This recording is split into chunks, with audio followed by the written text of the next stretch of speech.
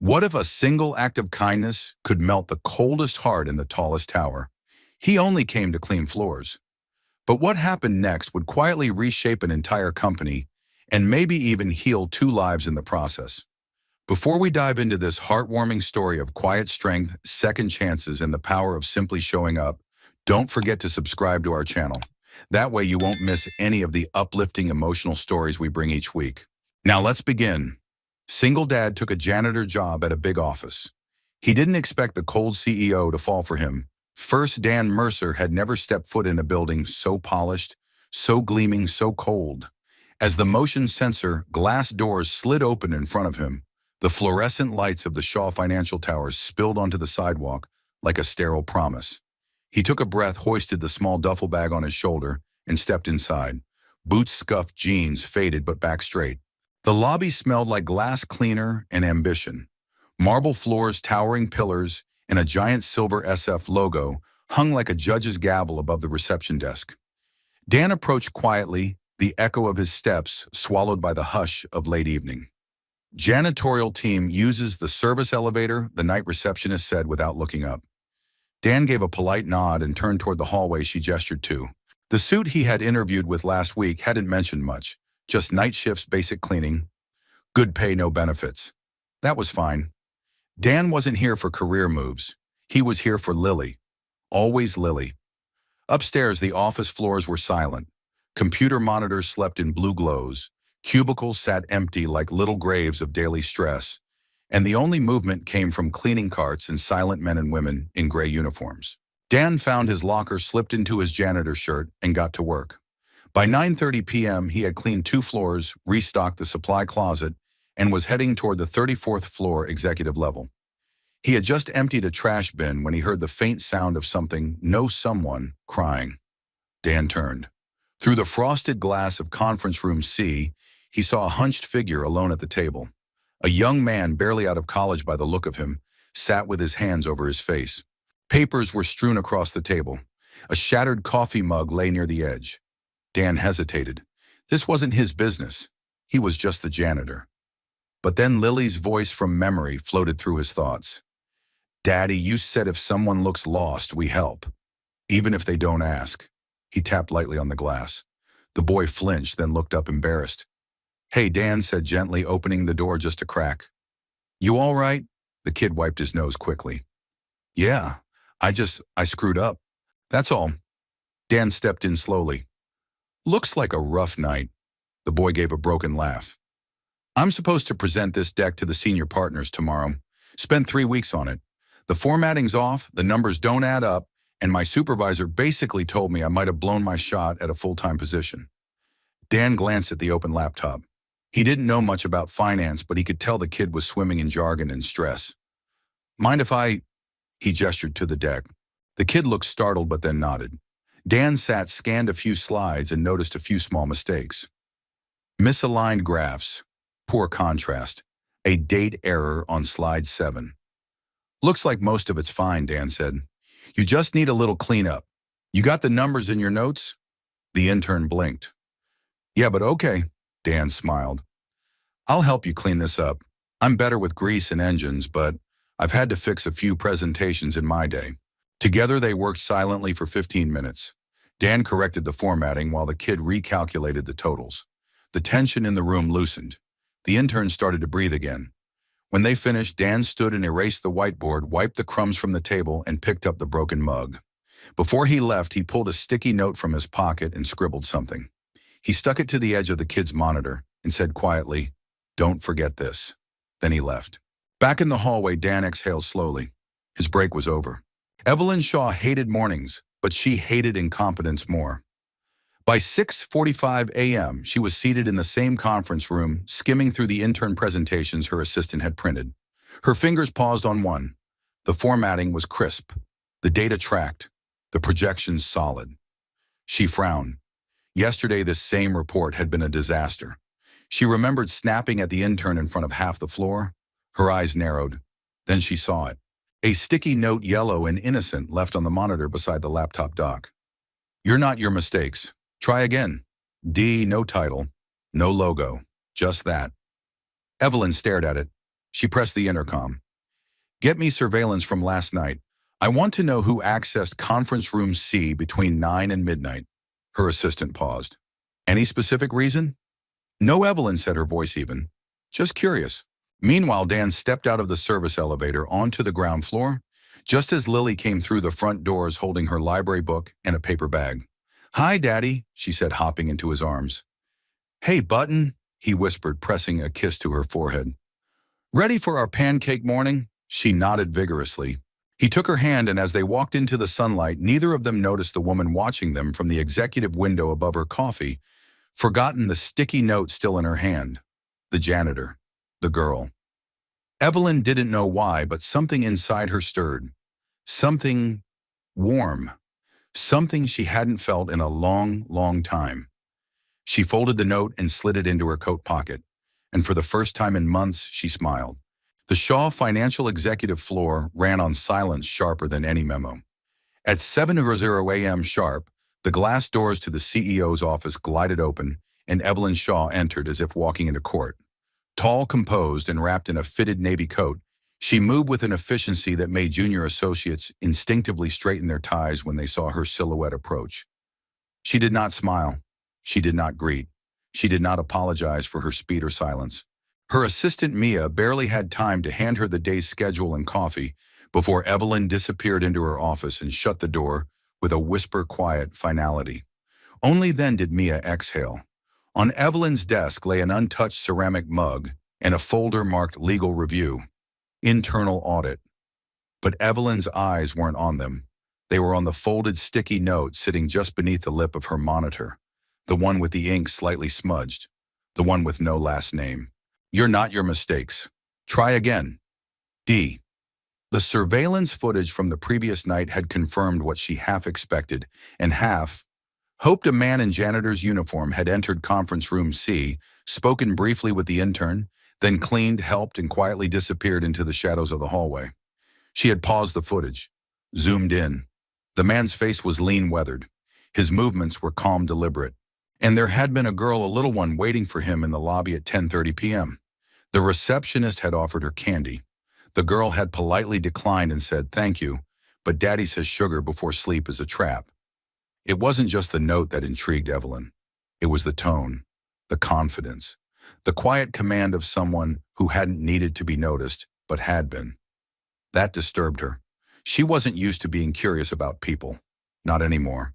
Downstairs, Dan was finishing his shift.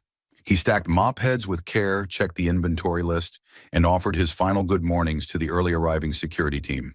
Then he crossed the marble lobby to where Lily sat in the same plush chair she claimed every morning, already deep in a new book. "Chapter 5, he asked. She grinned. "Chapter 7. You're behind." He ruffled her hair, pulled out 2 wrapped breakfast sandwiches from his duffel, and handed her one. "I'll catch up after coffee," he said. They sat together in the side garden of the tower, a space most employees didn't even know existed, watching pigeons chase crumbs between the ivy. "You look tired this morning," Lily said. Dan smiled at her. "Daddy just had a long night. Helping someone." He nodded. "I hope it helped." Lily leaned her head against his shoulder. "I think people forget what it feels like to be helped." Dan didn't answer. He just held her close. Back upstairs, Evelyn's morning meeting began with tension and ended in humiliation for someone else. The head of facilities, Mr. Brenner, was detailing his request for new contracted services, faster, cheaper janitorial companies. "They're just floor people," he said dismissively. "Replaceable." Evelyn's brow arched slightly. "I reviewed the roster this morning," she said, flipping through her tablet. "It seems you've requested cuts to night staff." "Yes," Brenner said. "Low visibility. Little ROI. What's the name of the janitor on the 34th floor last night?" Brenner blinked. "Ma'am." She looked up. "The 34th floor. Janitor. Name, I believe that's Daniel Mercer. Was he part of your cost-cutting plan?" Brenner shifted uncomfortably. "Well, yes." Evelyn's voice didn't rise. It didn't need to. Reverse it. Effective immediately. Brenner looked stunned. May I ask why?" Evelyn's gaze pierced through him like cold steel. "You may not." She dismissed the meeting, stood, and returned to her office. She did not offer explanation. She never did. But for the first time, her next action was not pulling up stock charts or capital reports. Instead, she opened a browser and typed Daniel Mercer, plus engineering, plus career history. It took less than 2 minutes to find an article dated 7 years ago. Local engineer awarded U.S. patent for heat-efficient engine mod, praised for innovative design and application. Daniel Mercer of Altus Automotive credited with design lead. Then, nothing. He'd vanished. Evelyn leaned back in her chair, fingers steepled. This was no ordinary janitor. That evening, Dan returned for his second shift just like he always did. Shirt pressed, hair combed, Lily reading in the lobby with her backpack by her feet. He had barely finished dusting the main conference table when the intercom buzzed in his earpiece. Mr. Mercer came the smooth voice of the front desk. Ms. Shaw would like to see you in her office. Dan paused. Me. Yes, sir. Dan didn't know what to expect, but he'd faced enough hard turns in life not to flinch. He knocked twice on her door before stepping in. Evelyn was behind her desk reading something in a folder. She didn't look up. I wanted to thank you, she said matter of fact. For what you did last night. Dan stood still. I didn't do anything out of line, just help someone who looked like he needed it. That's exactly what was out of line, she replied. Around here, people tend not to do that. A pause stretched between them. Finally, she looked up. I reviewed your file. It's vague. I didn't expect the CEO to go through it, he said with a soft smile. Evelyn didn't smile back, but her tone softened just a breath. I value initiative, discretion, competence. You seem to have all three, but I'm not used to kindness being part of the package. Dan shrugged. I don't think the world needs more people pretending kindness is a liability. That made Evelyn's lips tighten, something almost like a smirk trying to happen. I won't keep you, she said. Just keep doing what you're doing. Dan nodded once, then turned. Oh, she added. Tell your daughter I liked her book choice. I read that one when I was 10. Dan stopped, surprised. I'll let her know. He left quietly, but Evelyn didn't return to her reports. She looked instead out the tall glass window down toward the lobby where the little girl was waiting, and this time the Ice Queen wondered what it might feel like to be warm again. It was just past 9:00 p.m. when Dan Mercer caught the sound again. That quiet hum of fluorescent light on empty floors, the soft clatter of keyboard keys still echoing from forgotten desks, and the whisper of his own footsteps moving from room to room like a ghost no one paid to see. That was the nature of the night shift. You existed in the in-between between closing and opening, between silence and noise, between the lives people presented by day and the ones they tried to hide at night. Dan didn't mind. In some ways, he preferred it. The quiet gave him space to think, to breathe, and most importantly, to make it back home, or at least to Lily before the world started spinning again. He moved through the 28th floor with a practiced rhythm, empty bins, wiped desks, restocked, tissues, sweep. Each task done with care, never rushed, as if the job were not a job at all, but a duty. That was something his late wife used to say. How you do the small things is how you honor the big ones. Dan had taken that to heart.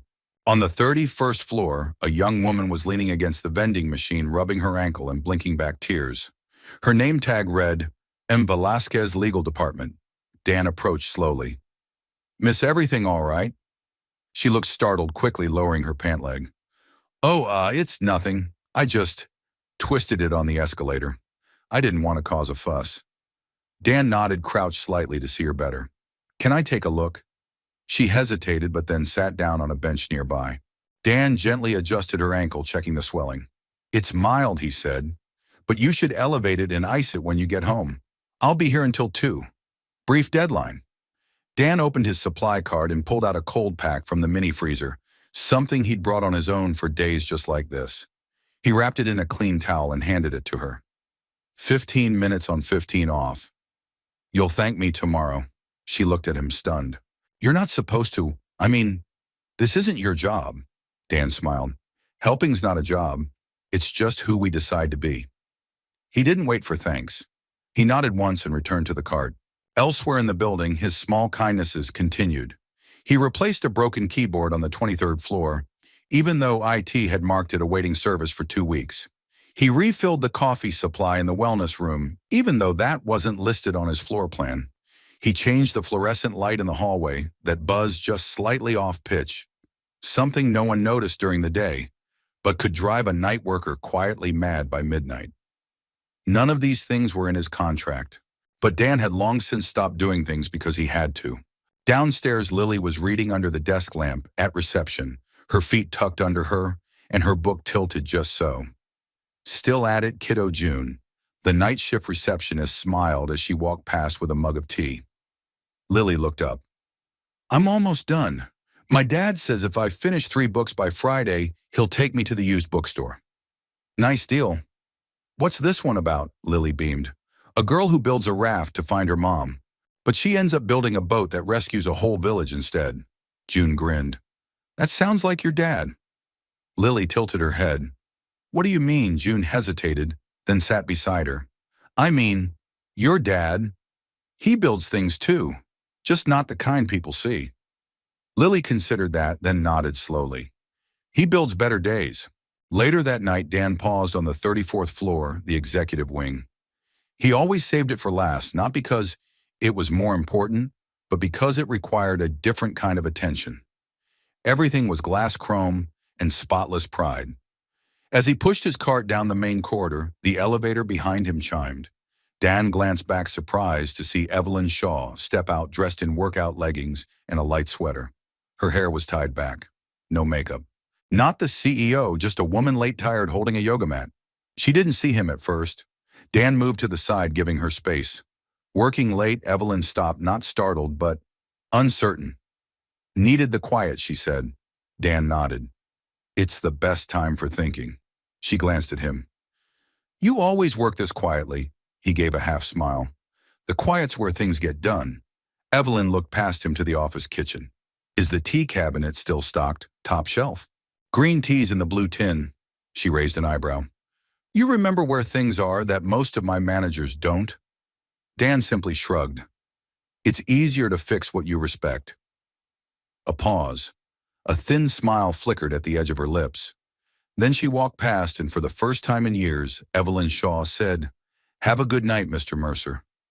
Dan turned back to his card and replied, You too, Ms. Shaw. And when she disappeared into the office kitchen, he found himself smiling. Not because she knew his name, but because somehow it sounded like she'd meant it. When he and Lily walked out into the crisp night air, hours later, Dan carried the day in his shoulders. Not the weight, but the meaning. They passed a man asleep near the bus stop. Dan paused, opened his bag, and removed his extra sandwich, the one Lily hadn't eaten. Are you sure? She asked softly. Dan nodded, handing it to the man with a quiet, Here you go. As they walked on, Lily looked up at him. Was he hungry? Maybe, Dan replied. Maybe he just needed to know someone saw him. They walked in silence for a while longer. Finally, Lily asked, Do you think people notice when we help? Dan looked at the sky, then down at his daughter. Doesn't matter, he said. We don't do it so they notice. We do it so they don't disappear. The sky above Shaw Financial was a dull, pewter gray, the kind that pressed low over the city like a held breath.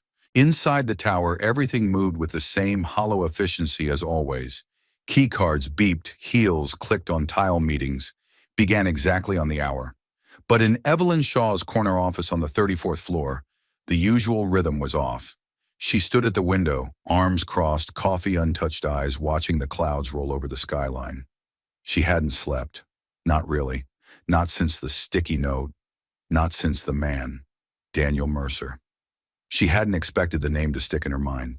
But there it was, echoing, steady, quiet, like the man himself. He hadn't tried to impress her. He hadn't even looked nervous. In fact, he'd spoken to her like she wasn't the CEO of one of the most powerful financial firms in the state. Like she was just a person that somehow unsettled her more than any boardroom ambush. Her intercom buzzed. Ms. Shaw, you're 8:30 with legal. She snapped back to reality. Push it to 9. A pause. Yes, ma'am. She turned away from the glass, her jaw tight. Something was off and she didn't know what. She didn't like not knowing.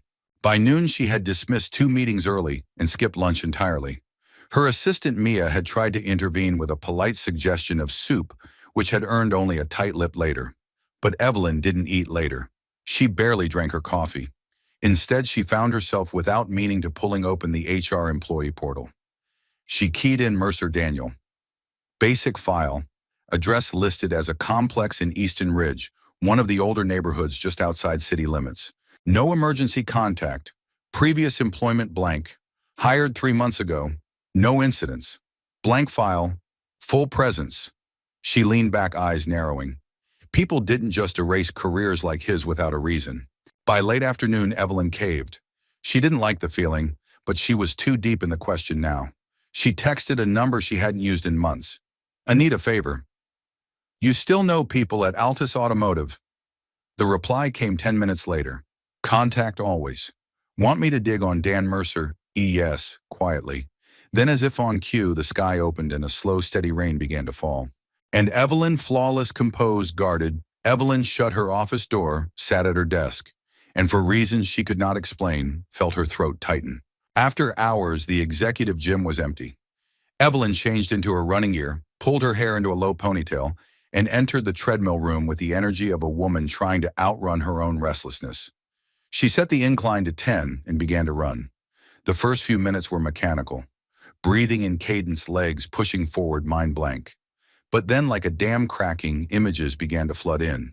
Not of meetings or earnings reports, but of her father, adoptive, powerful, charming, standing on the steps of her childhood home telling her, "The world is transactional, Evelyn. Love is just leverage with a ribbon on it." Of the way he had smiled when people praised his humble beginnings as a janitor, never admitting how he stepped over others to climb out of them. Of the time she found out he'd stolen from the family that first gave him a job. Everyone has a cost, he'd told her. Your job is to figure out what it is before they figure out yours. That was the day she stopped trusting kindness, the day she stopped trusting anyone. And yet here was this janitor, a man who handed out hope like folded paper notes, and somehow she couldn't stop thinking about him. Couldn't stop wondering why he hadn't tried to climb, why he was still there in the background fixing what others ignored. The treadmill beeped. 10 miles. She hadn't noticed. She stepped off breath, unsteady. And for the first time in over a year, Evelyn Shaw cried. Not loud, not dramatic, just enough to feel real again. Meanwhile, Dan was repairing a jammed printer on the 18th floor. His hands moved quickly, practiced wiping toner smudges with a cloth from his cart. The office was dark, empty, lit only by the pale blue of the machine screen. Once done, he left a note for the morning staff. All clear now. Sometimes machines just need a little grace. D. He exited quietly, heading toward the elevator. But on the way, he paused at the open door of the gym. A light was on. Someone was sitting on the edge of the treadmill. It was her, Evelyn. She didn't see him. She was hunched forward, towel clutched in both hands, eyes glazed over like she was somewhere else entirely. Not angry, not cold, just lost. Dan stood still, uncertain. Then Lily's words echoed from a few nights before. I think people forget what it feels like to be helped. He took a breath, stepped back silently, and disappeared down the corridor, leaving her that moment of solitude untouched. Some people didn't need words. Some just needed space to feel again. Later that night, Dan and Lily walked home under the tail end of the rain. The umbrella barely covered both of them, but neither complained. Did anyone say thank you today? Lily asked, looking up. Dan chuckled. Nope.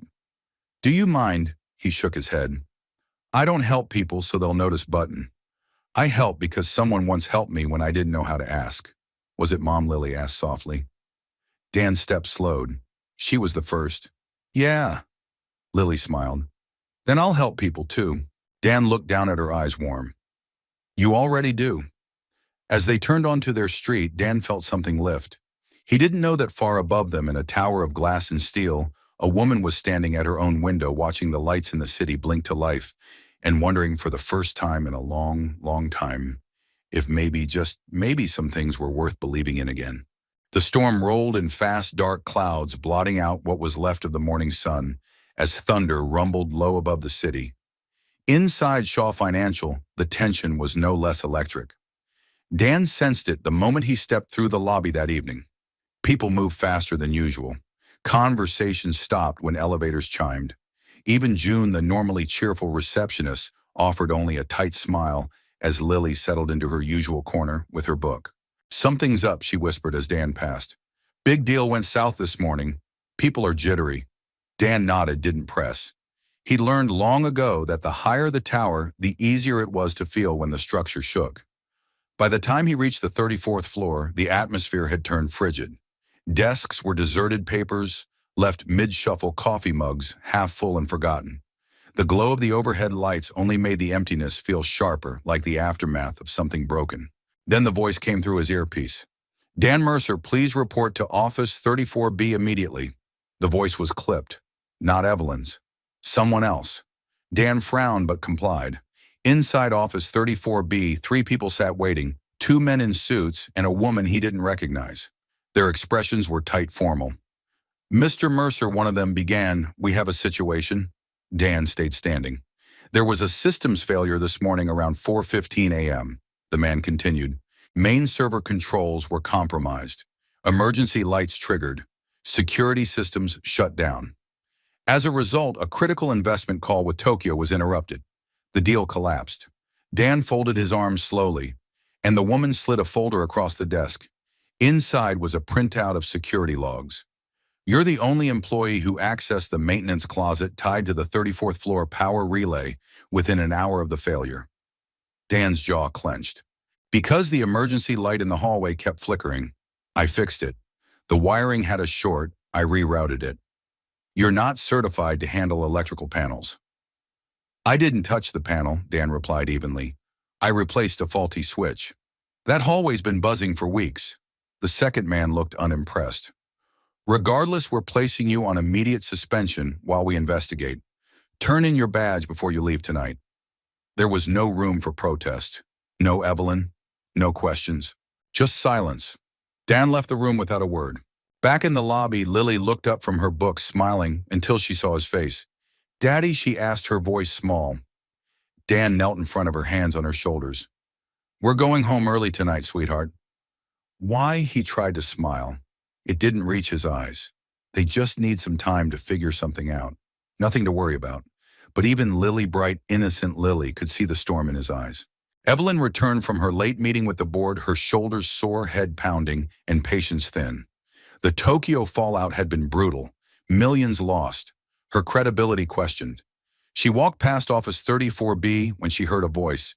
"Fired the janitor." "Mercer, we don't need liabilities right now." She froze. Her eyes narrowed. She stepped back. "What did you just say?" Evelyn's voice sliced through the corridor like ice. The men in the office turned startled. The younger one stammered. He was the only one with access near the, "He's not an electrician." "No, but the logs I read, the logs," Evelyn snapped. "If you actually paid attention, you'd see the timestamps show he was logged out 10 minutes before the system crash." "Did either of you check the backup relay room or the IT admin logs?" Silence. "You just made a decision without full information and dismissed one of the few employees in this building who actually fixes things without being asked." The men exchanged nervous glances. "We didn't realize." "No," she said coldly. "You didn't." She turned and strode down the hall. That night she couldn't sleep. She found herself sitting on the edge of her bed, barefoot hair, down, replaying every interaction she'd had with Dan since he arrived. The note, the quiet, the steadiness, the fact that he never once sought her attention and yet had become impossible to ignore. Her phone buzzed. A message from the contact she'd texted earlier in the week. Altus confirmed. Mercer was their top systems engineer. Designed a modular, fail-safe power system. Left after his wife's death. Turned down multiple offers after that. Went dark. Evelyn stared at the screen. Top systems engineer. And now cleaning floors. She didn't know whether to feel ashamed or furious at the company, at the men in that office, or at herself. Then she looked down at the floor beside her bed. Lying there was a book, the same title she'd seen Lily reading days ago. She picked it up, fingers tracing the cover. The Girl Who Built a Boat. She opened it and a note fluttered out. A sticky note. Familiar handwriting. "Don't give up on people. Not even yourself. D." Her throat tightened. She stood. She knew what she had to do. The next morning, Dan sat at the cracked kitchen table of their small apartment, sipping black coffee, trying to smile for Lily as she packed her school bag. He'd already called the school bus, already canceled his shift, already run the numbers in his head and wondered how many weeks he had left before the bills crushed him.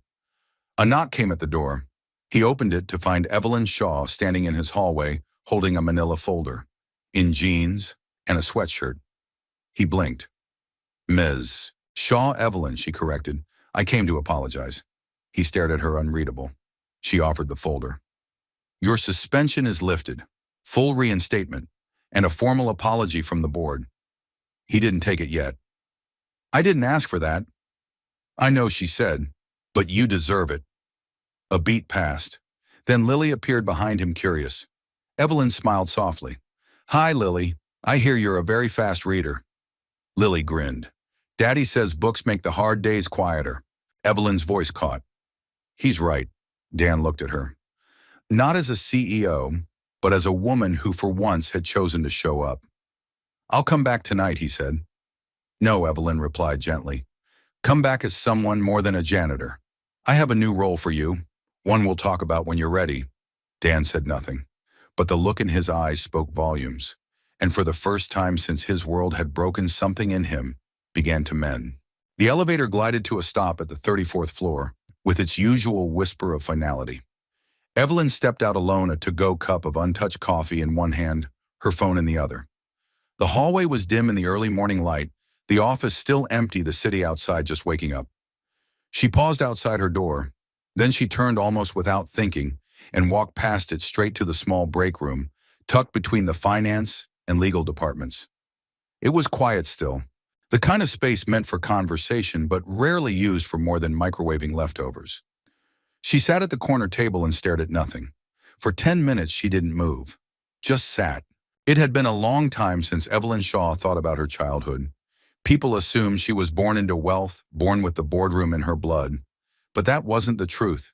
She'd been born into foster care, bounced between homes until she was 6, when Charles Shaw, wealthy, eccentric, powerful, adopted her. A public gesture of charity, a story for the press. But behind the gates of the Shaw estate, Charles had his own ideas of raising a child. Strictness was not discipline. It was control. Mistakes were not corrected. They were punished quietly with silence and withdrawal until she learned to earn love with perfection. Loyalty, he used to say, is the most valuable currency. She remembered being 8, standing in a hallway with a broken glass figurine at her feet. She hadn't touched it, but the housekeeper had insisted she had. Her father looked down at her and said, "Sometimes people will lie about you. What matters is how convincing they are." She took the blame. She always did. It made her strong, he said. Years later, when she learned he'd embezzled from his first employer, the family that had taken him in as a janitor and helped him rise, Evelyn confronted him. "You stole from the people who believed in you," she'd said. His reply, "Belief is cheap, leverage is real." That was the moment she decided she would never depend on kindness again. Kindness was leverage in disguise. Until Daniel Mercer, a man who asked for nothing, fixed what was broken, helped because he could. A man who, in his quiet way, had upended everything she thought she knew about goodness. And then there was Lily, the little girl who didn't look at Evelyn with fear or awe, but with curiosity, with trust. Evelyn blinked hard, then stood. She stepped out of the break room and made her way to the lobby. The morning crowd had begun to file in suits and lanyards, and caffeine-fueled ambition. June at the front desk greeted her with surprise. "Good morning, Miss Shaw. You're early." "I need to ask you something," Evelyn said. "Of course. Dan Mercer." "You know him?" June smiled. "Everyone knows Dan. He's the kind of guy who notices when your heel is wobbling and fixes your chair without asking." Evelyn nodded. "And his daughter Lily, sweetest kid I've ever met. Reads everything. Last week she offered to organize my snack drawer because she said it stressed her out." Evelyn almost smiled. "Has he ever mentioned his wife?" June paused. "Once. She passed away. Cancer, I think. He doesn't talk about it unless someone needs to hear it." Evelyn tilted her head. "What do you mean?" June looked at her carefully. "One night one of the new custodians broke down crying. Her brother had just been diagnosed. Dan sat with her for over an hour. He didn't say much, just listened. And then quietly he told her what it felt like to say goodbye to someone too soon. She paused. He's the kind of man who doesn't give advice unless he's lived it. That silence returned. Evelyn thanked her and walked back to the elevator. Upstairs, she stood at her office window again, watching the morning traffic crawl through the city. But her thoughts weren't on numbers. They were on a small two-bedroom apartment in Easton Ridge, on a man who mended things, and a little girl who looked at the world with open hands. What kind of man chooses to disappear after success?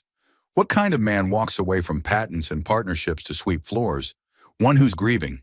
One who knows that sometimes being seen isn't as important as being there. Later that afternoon, Evelyn found herself alone in the executive garage. The vintage car sat in the far corner, covered in dust. A 1967 Mustang Fastback. Her father's. Or rather, hers now. She'd kept it out of sentiment, though it hadn't started in over 3 years. She stared at it for a long while.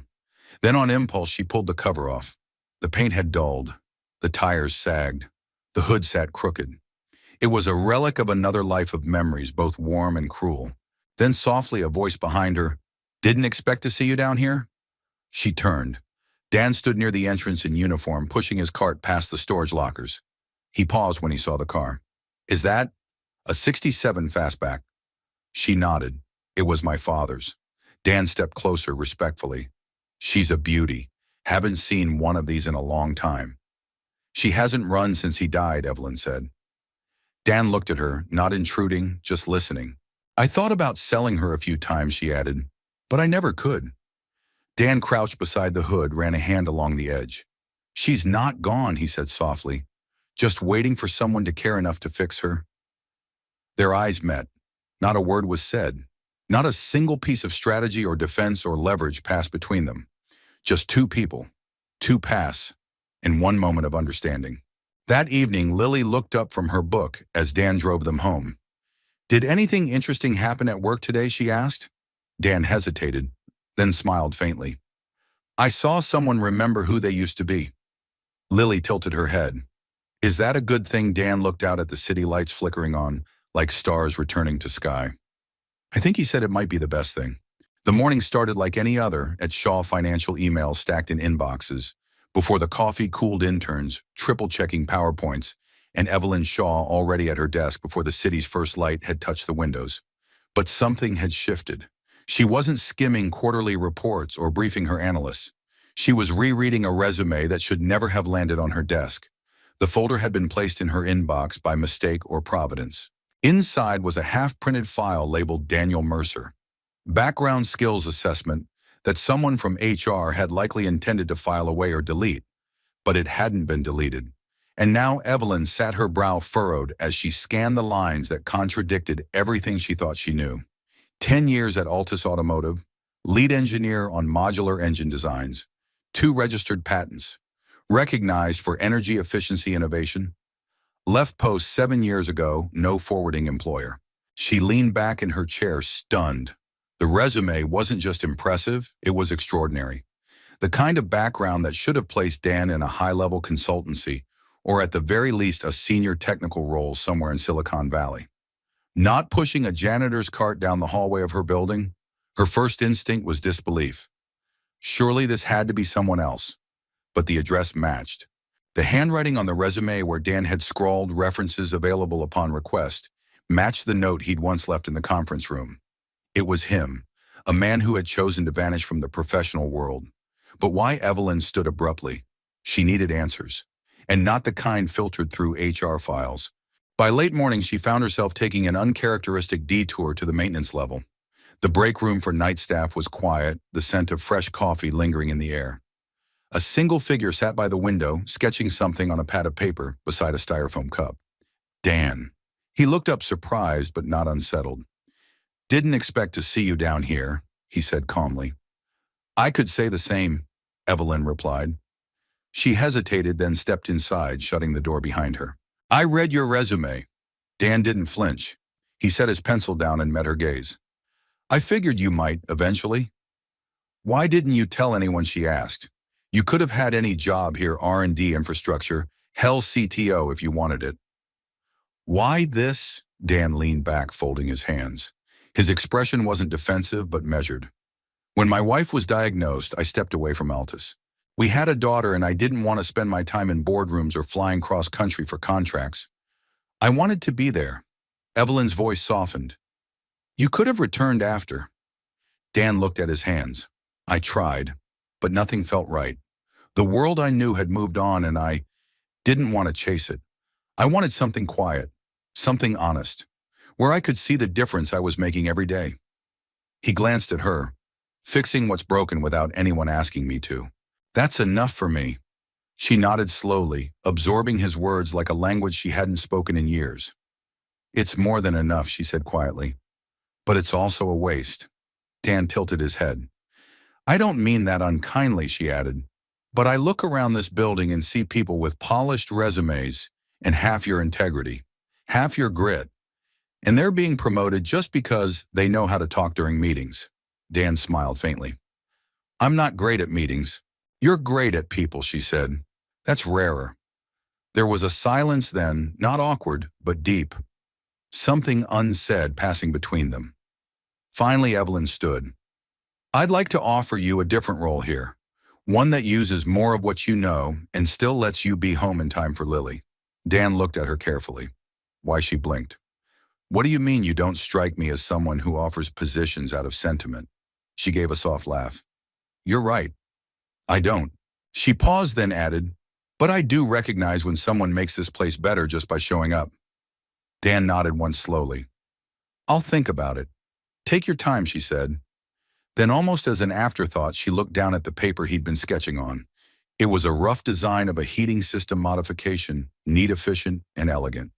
Evelyn gave him one last look, then turned and walked out, her heart unsettled in a way she hadn't expected. That night, Dan walked Lily home under a sky glowing with the orange haze of the setting sun. She held his hand with one and clutched a new book in the other. Daddy, yeah. Button. Are you ever going to go back to building stuff again? Dan looked down at her, surprised. Where'd that come from? I don't know, she said. Sometimes when you talk to people, your eyes look like they remember things your mouth doesn't. He chuckled. That's a pretty big thought for someone under 5 feet tall. She grinned. Books make me taller. Dan paused as they reached their apartment building. I don't know if I'll build again, he said honestly, but I might try. She smiled and skipped ahead.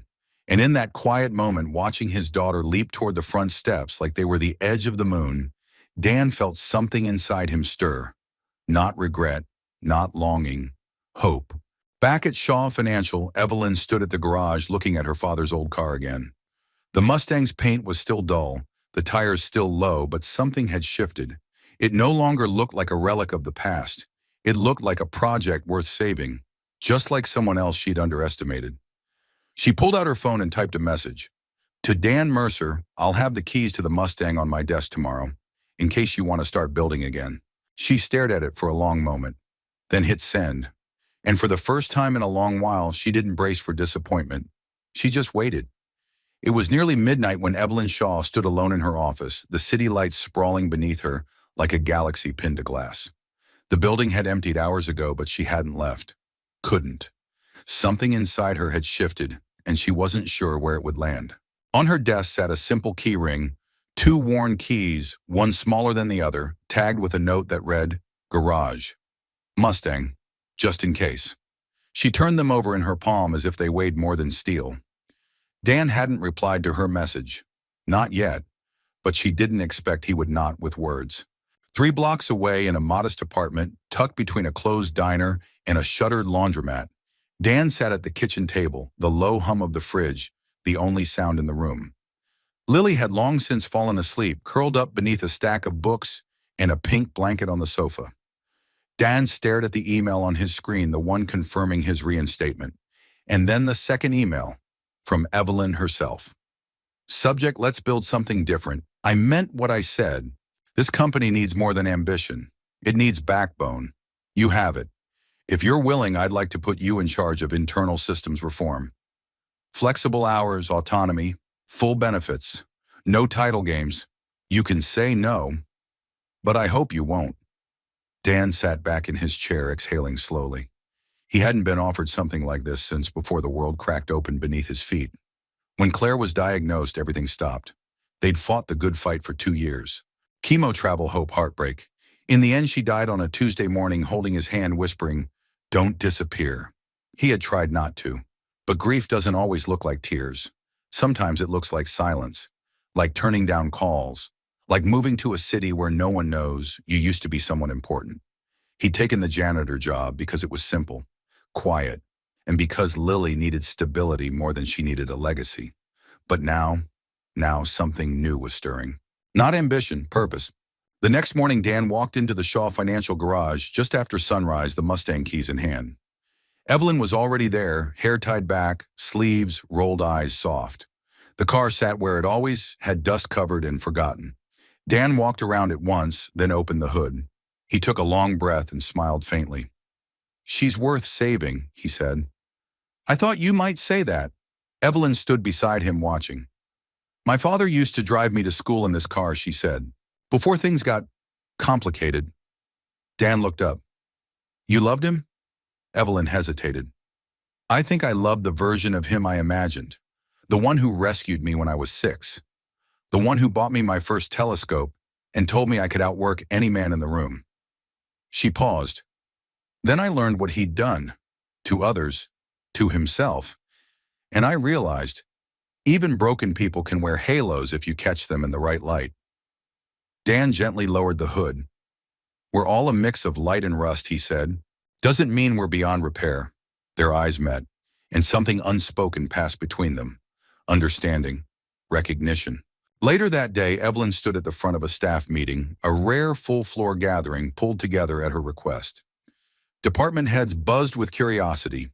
She tapped the mic once, cleared her throat. "I'm introducing a new initiative starting this quarter," she said. "We're building a systems optimization team. Cross-departmental. Non-traditional." People murmured. "Heading it up is someone who until recently most of you knew only as our night janitor." Dead silence. Dan stepped into the room dressed in a clean button-down, not a uniform. No mop, no gloves. Just quiet confidence. "This is Daniel Mercer," Evelyn said. "What most of you don't know is that he's the engineer behind several of the systems we rely on daily. He chose a quieter path for reasons that are his to share or not. But his integrity, problem-solving, and empathy have already changed the fabric of this building more than any white paper ever has." A long pause. Then applause. It began hesitantly, then grew. Dan nodded once, humbled. "Thank you. I'm not here to fix the company, just to fix what needs fixing." The room smiled. That was enough. That night, as Dan walked out of the building with Lily skipping beside him, Evelyn caught up to them near the sidewalk. "Did it feel strange?" she asked. Dan shrugged. "Felt like stepping into old shoes. Ones I'd forgotten still fit." Lily looked up at Evelyn. "Daddy fixed the car today." "Did he?" Evelyn smiled. "Well, he cleaned out the leaves and found a raccoon's old sandwich in the engine. I think that's a win."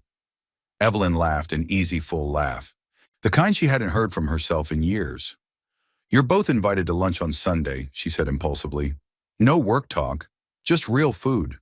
Dan raised a brow. "That's not in the contract." "No," she said, "but neither is changing someone's life. And you did that anyway." He smiled. "I'll bring dessert." As they parted ways, Evelyn watched them disappear down the block, father and daughter silhouettes against the setting sun. And for the first time in her adult life, she realized healing doesn't always arrive like a storm. Sometimes it shows up quietly, holding a wrench, carrying a backpack, and leaving behind the kind of warmth that lingers long after the lights go out. The change was subtle at first, barely noticeable, if you didn't already know where to look. But for those who paid attention, the pulse of Shaw Financial had shifted. Morning greetings lingered a second longer. The air in the break room wasn't quite so tense. Even the elevator rides, once rigid with silence, now carried occasional laughter or a shared nod of recognition. And at the center of it, quietly, almost invisibly, was Dan Mercer. Gone were the janitor's gloves and midnight mop shifts. Dan now wore an open-collar shirt, sleeves rolled to the elbows, a tablet tucked under one arm, as he moved through the building with calm, purposeful energy. His new title, Director of Internal Systems Reform, didn't appear on the office door, mostly because he didn't ask for one. He still fixed the flickering hallway lights himself, still noticed when the front desk printer needed toner, still brought coffee to the new IT guy when no one remembered his name. It was how he rebuilt trust, not with speeches or grand strategies, but with small intentional acts over and over again. Evelyn watched him from her office window more often than she cared to admit. He had quickly built a small team, cross-functional, efficient, loyal, not to the title, to the man. Dan never micromanaged, but he knew everything happening in his sphere. People who'd once been overlooked were now thriving. Rosa from accounting, whose ideas had been ignored for years. Malik, a single father from facilities who now ran the logistics arm of Dan's project group. Dan didn't demand excellence. He invited it, and people followed because they felt seen, respected, valued. Evelyn stood in the hallway one afternoon watching through the glass as Dan whiteboarded with 3 team members and a junior analyst. They were laughing about something, and when the analyst made a mistake, Dan didn't correct her. He guided her to see it herself, then praised the fix. The girl's posture shifted, shoulders back, chin up. Evelyn felt something twist in her chest. A memory. She was 11, standing in her father's home office, knees shaking, heart in her throat. She'd stayed up all night finishing a science project, handwritten notes, diagrams, predictions about the planets. She handed it to him, breathless. He flipped through it, once set it aside. Next time, he said coldly, type it. She remembered the way her small hands crumpled the edge of the page. She never showed him anything again. The knock on her door broke the memory. Dan entered, holding a file. Got a minute? Evelyn nodded, gesturing to the chair across from her. Always. He handed her the report. Update on system restructuring, 2 weeks ahead of schedule. Savings are projected to exceed Q4 targets. She scanned the pages, impressed but not surprised.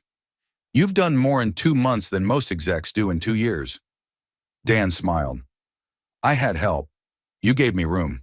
She looked at him, something unspoken behind her eyes. And yet you still sweep the mailroom when the bin overflows? He chuckled. Old habits. I don't like stepping over things that need attention. A pause settled between them. Then Evelyn asked softly, how do you do it?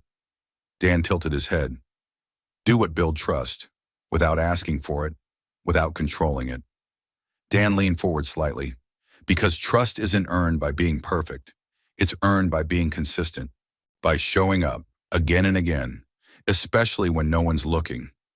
Evelyn didn't answer right away.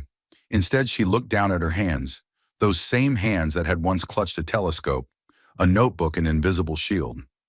I wasn't always like this, she said. I used to believe in people, in second chances. Dan waited, listening. My father taught me that vulnerability is weakness, that if I trusted anyone, they'd use it against me. And for a long time, I believed him. She looked up. But you don't operate like that. Dan was quiet for a long moment. Then he said, you don't have to believe the people who hurt you were right, just because they were first. Her breath caught. He stood gently, closing the folder. You've built something incredible here, Evelyn, but it doesn't have to be lonely at the top. And with that, he left her office. No performance, no pressure, just presence. That evening, Evelyn stayed late, not because of deadlines, but because she couldn't stop thinking about Dan, about Lily, about herself. She walked to the garage where the Mustang now sat, hood-up, engine half restored. Tools were lined neatly on a rolling cart beside it.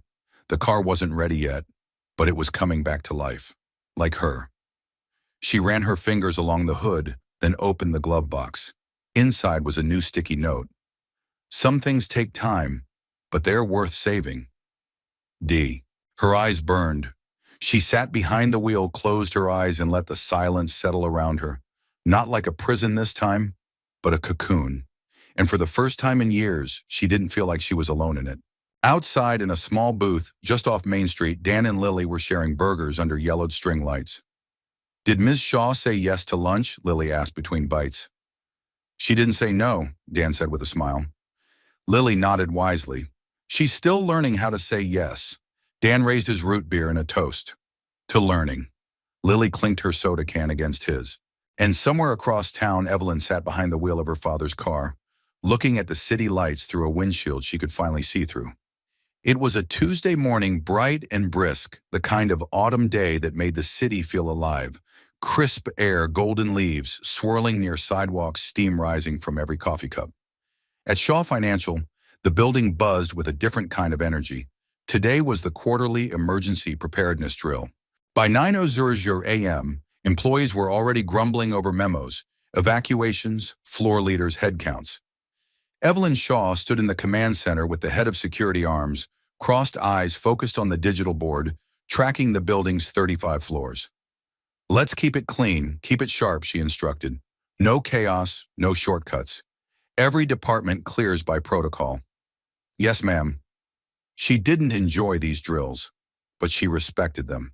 Systems didn't fall apart from major failures, they crumbled when people got comfortable.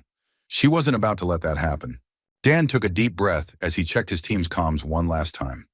Even now, wearing his button-down and company badge, he carried the emergency clipboard like he had when he was still wearing gloves and pushing carts. Old habits. "All right," he said to Rosa Malik and 3 junior staff from HR.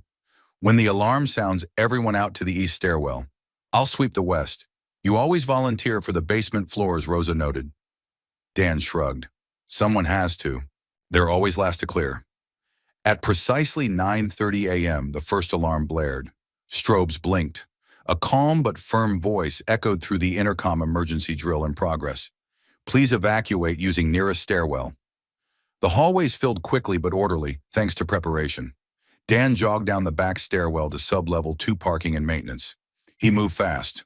Boiler room clear, janitorial supply clear, server substation. He stopped. Through the small wired window in the server room door, he saw movement. A figure, alone. He pushed the door open. Inside, a young woman no older than 22 was crouched near a cabinet, clearly flustered. Dan recognized her, Emma, the intern who had just transferred from records. She was pale, eyes wide, holding her phone with trembling fingers. "Emma," Dan said calmly. "It's okay. Drill's almost over. Come on, let's get upstairs." I can't," she whispered. My leg cramped. I was trying to get the old archive box for Ms. Geller, and the alarm, when it went off, I panicked." Dan stepped closer, crouched beside her. "Let me help." She hesitated, then nodded. He guided her gently to her feet, wrapped one arm under her shoulders, and together they limped toward the exit. Then the lights flickered. A second later, darkness. And then smoke. Real. Not from the drill. Dan turned. A faint hiss came from the far utility wall. The smell, plastic, electrical, sharp. Something had shorted. Not part of the plan. Dan's instincts kicked in. He tapped his emergency radio. "Command, this is Mercer on sub 2. We've got a real issue. Smoke in the server room. Possible electrical fire. Evacuating now with 1 injured." "Copy that," came the immediate response. "Sending emergency response to your location." Dan turned to Emma. "We're going to get out." Deep breath. She nodded, eyes wet but steady. They moved fast, Dan half carrying her through the corridor, smoke now thickening, the flicker of flames barely visible near the far cabinet. Dan didn't slow down. Not for a second. Meanwhile, on the 34th floor, Evelyn was staring at the emergency board. One red light flashed in sub 2. "Who's down there?" she barked.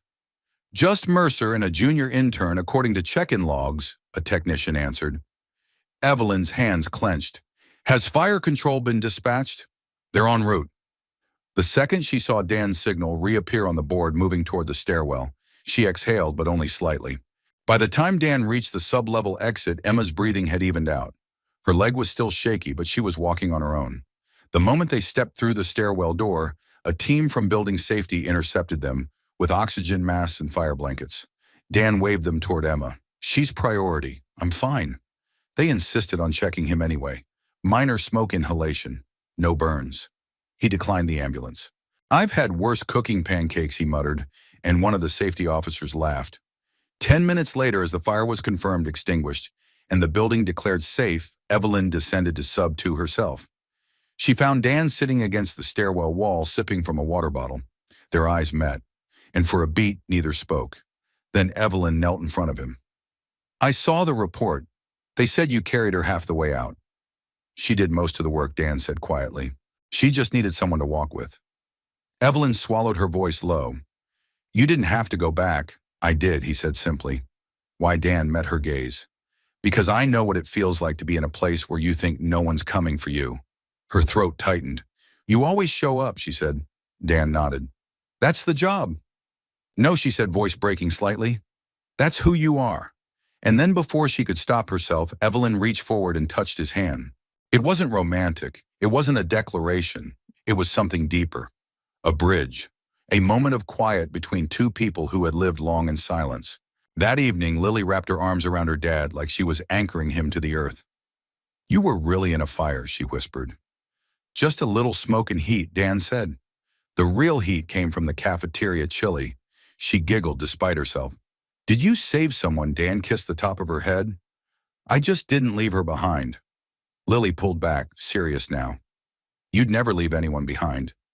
Dan smiled and thought of Claire and Evelyn and a building full of people who for once felt a little more human because someone remembered they were.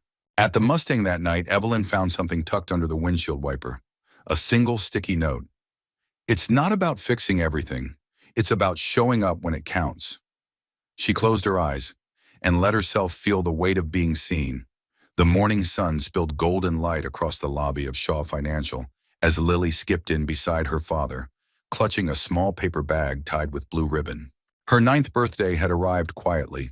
No balloons, no fuss, just a morning hug, a homemade pancake, and Dan's promise that they'd go book hunting that weekend.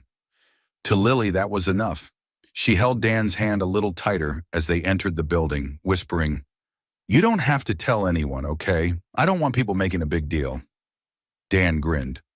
Your secret's safe, but I'm still sneaking in your favorite sandwich for lunch. And a cookie. He leaned down conspiratorially.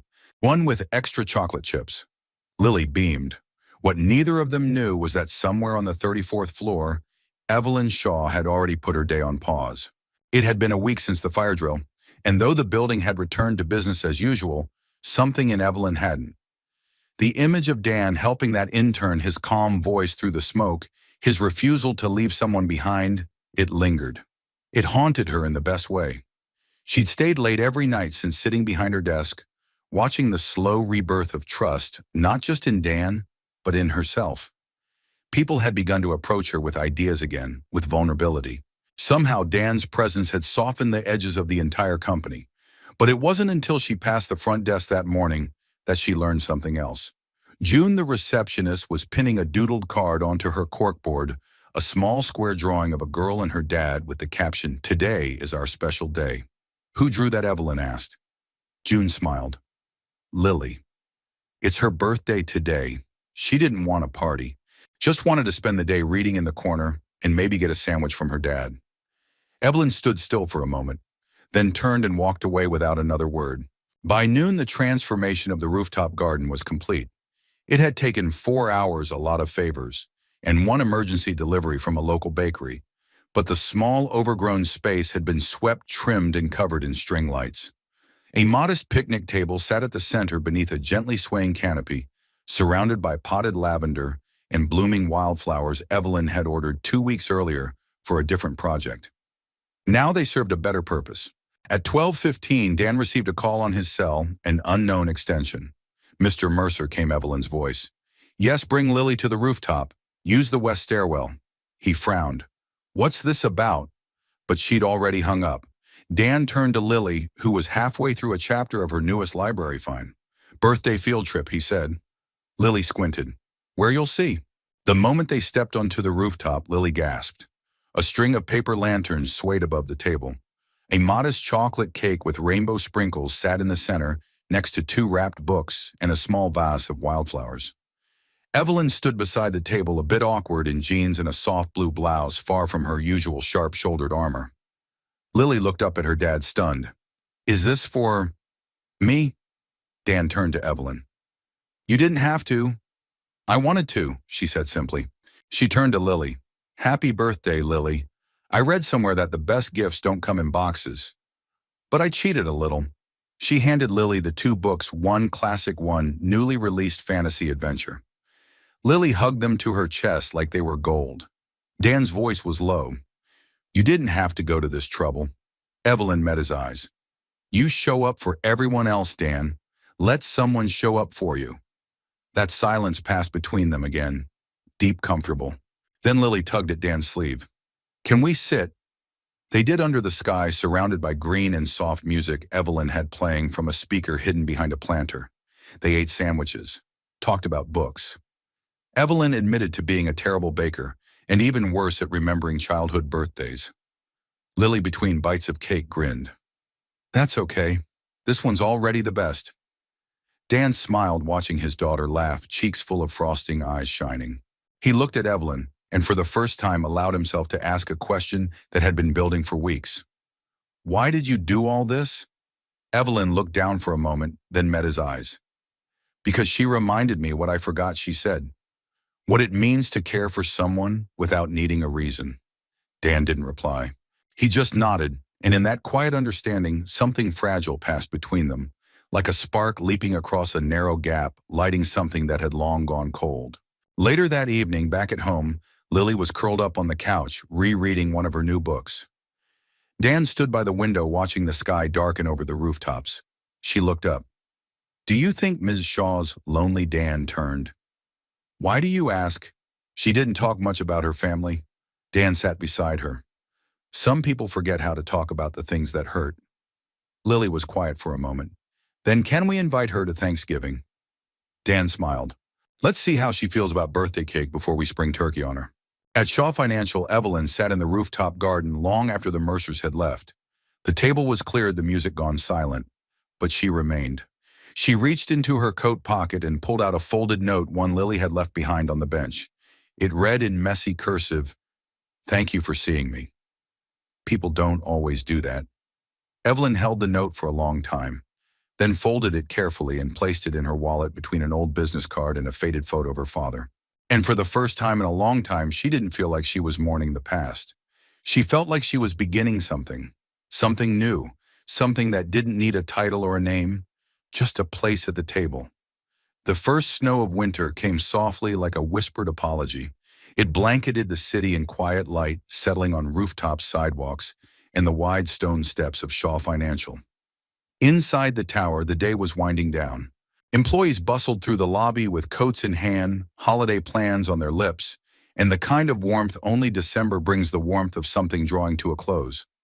On the 34th floor, Evelyn Shaw stood in her office looking down at the streets below.